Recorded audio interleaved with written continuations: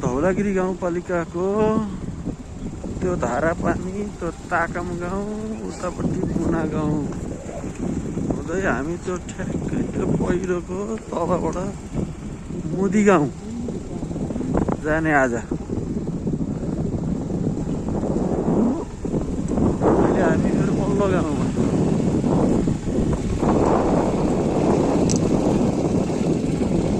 माथि पहाड झुलिएको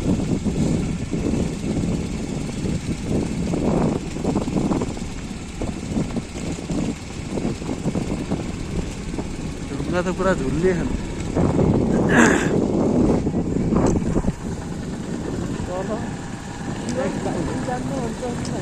हजुर जीवन बाइकै लानु सकिन्न भन्छन्।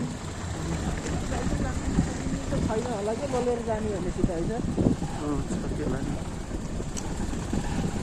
त्यही अलि झ्याउ लागि भनेको त्यही त्यो तपाईँ गरेको खोला हो। त्यही खोला हल्ला झ्याउ लाउने हो। यहाँबाट सिधै तल यहाँबाट यसो हेऱ्यो भने ठाडै ल्याप्टै खोला हो। 1 minute then finish. चलो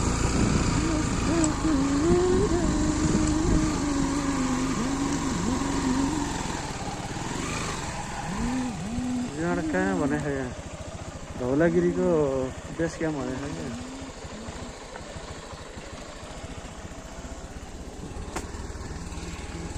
ओह्रालो फेरि अर्को हिमाल देखियो। यो कुन हिमाल?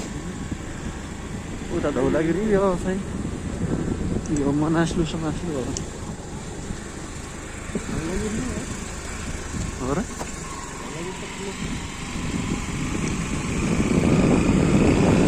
धौलागिरीमा सके कुन्तिरमा नत्र फेरिमा यता पनि गाउँै गाउँ। जति माथि आयो उति गाउँ, जति माथि आयो उति गाउँ, जति माथि आयो उति गाउँ। बस्ती त छ, डाँडा डाँडा पनि बस्ती छ। यहाँ च्याट्टै बस्ती राख्दाखेरि तल हेर्दाखेरि यहाँ के होला र? केही छैन, यहाँ डाँडा मात्रै छ भने माथि मात्र बस्ती। सब ढुङ्गा छापेका घर मात्रै छन्, एउटा पनि टेलले छापेको छैन। बसेछन् घर मन्दिर मास्तिर बाटो आ बाटो पनि सबै ठाउँ पुगे। यहाँको उत्पादन भनेको यो गहुँ मात्रै हो, जौ मात्रै हो।